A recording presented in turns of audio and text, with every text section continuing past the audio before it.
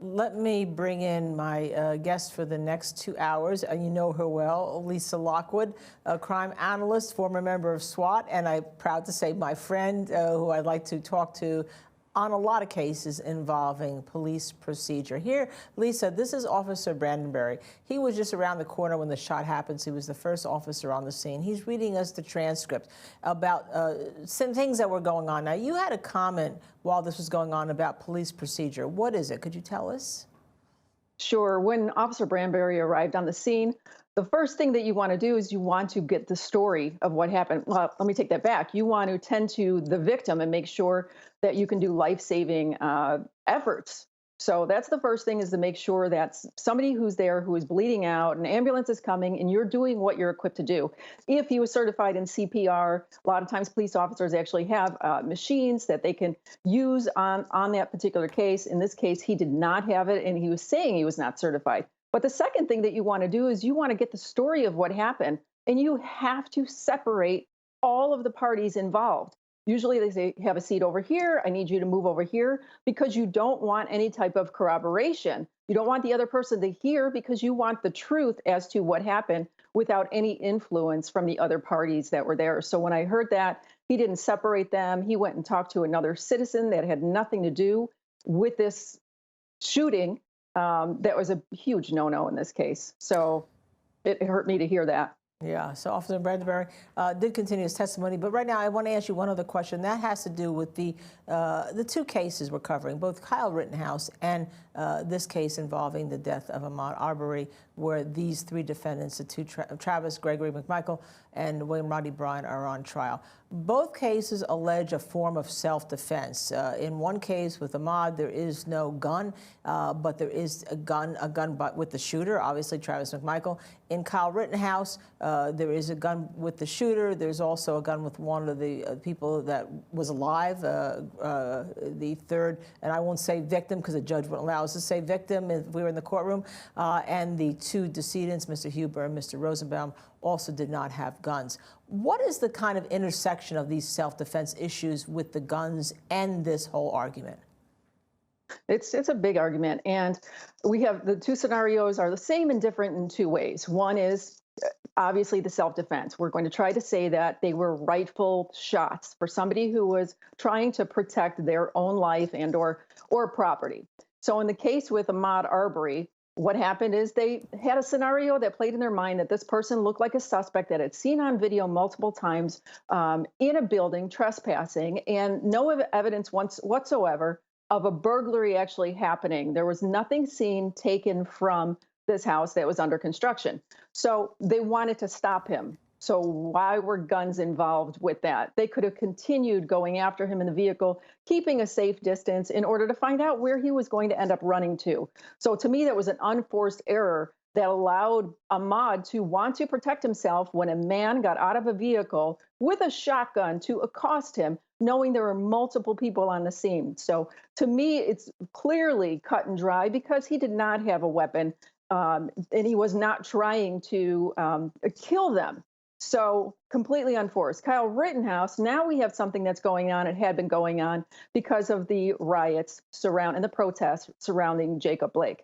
In that scenario, we know it was volatile. There were guns involved, there were shootings, there were arsons, there were criminal damage to property. It went on and on. And now we have somebody there who went there with the intention of helping people, being a medic and securing businesses on his own admission and volition. What happened in that scenario? He felt he was being accosted. There were guns involved, and he had one pointed at him. So, Lisa Lockwood, as I'm watching Kyle Rittenhouse there, if we were playing poker, I'd say he had a huge tail because he had a huge gulp. I don't know if you saw his neck coming out like that with a huge gulp. However, that may have been tough testimony, but the defense has now put Gage Grosskreutz in the position that, oh, you had a gun, even though you didn't use it. You pointed it out, Kyle Rittenhouse, and therefore that gives Kyle Rittenhouse the right to shoot you. What are your thoughts about the whole prosecution presentation and the defense presentation here on that issue? We definitely learned a lot with that. We learned everything about his civil case for $10 million. We learned about the omissions from the defense when he was putting that case forward, that he actually had a weapon. And also in the criminal case, he didn't come forward that information. So there were a lot of omissions regarding what happened. And what that does is it does hurt the credibility. So I know a lot of people right now are hanging their hats on the defense being able to prove it was self-defense based on two things: the omissions in two of the cases, in a civil and in the criminal case, and then also in the fact that now we have this weapon, and this weapon was in close proximity to him, aimed at Kyle, and it was a justified shoot or retaliation because that gun was involved. Okay, Lisa Lockwood, let's break this down and help me with this. Kyle Rittenhouse comes into Kenosha. He's got an AR-15 or an AR-15 type weapon, some say. He's legally underage when he comes into possession of it because it was a straw transfer. He didn't have the gun certification course he's supposed to have. Now, he has a very lethal weapon. You have Mr. Rosenbaum, who was released from a hospital, some say because of some psychological issues, who has a chain. You have Gage Grosskreutz, who has a Glock, but hadn't shot anybody when he comes up to see Kyle Rittenhouse. How does it become that Rosenbaum and Grosskreutz become the bad guys in this prosecution narrative, and Kyle Rittenhouse apparently becomes the good guy? Because that's what I'm seeing. You're going to see that in any case, in any trial, that they are going to attempt to, well, the goal is to get to the truth. So with that being said, the defense is going to say why this is rightful, why all of the shootings were rightful. And obviously the prosecution wants to show why these individuals who were shot and killed and injured, why they were actual victims. And we saw a judge make a right decision to say we're not calling them victims right now until we actually see the entire case go through. But yes, the fact that he had a weapon, as far as training goes, are a lot of people trained on a weapon without having the actual certification? Yes. People say the fact that he's 17. I know you can join the military at 18 and not have all of the proper training until you get in there. And you're shooting and you're not certified yet. So I'm not trying to justify it. I'm just trying to show you that either way the case can go. And with the video footage that continues to come forward from the people who were on the scene, from witnesses, from the cell phones, from aerial footage from the FBI, we're starting to piece all of it together. And they're asking the questions, especially to Gage, what did you think was going to happen in that moment, and why did you not shoot? And his answer was, my goal was not to kill or hurt anybody. And they're saying, well, you know that he already shot somebody. You witnessed that. Why didn't you do it? So those questions coming forward, we don't have the answer to. He was in close proximity. He had his gun aimed at Kyle. And why did he not pull the trigger if he truly felt that Kyle was going to kill him or kill other people?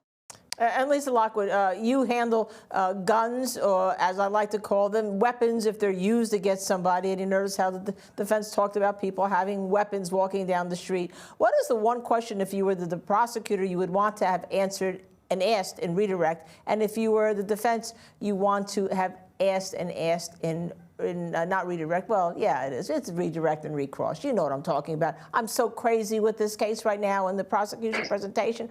I don't even have it straight. Lisa. It had been on the news. This case had been on the news. They had talked about gunfire on previous days leading up to this. There was gunfire that evening. He said he didn't know where it came from prior to the Kyle shooting.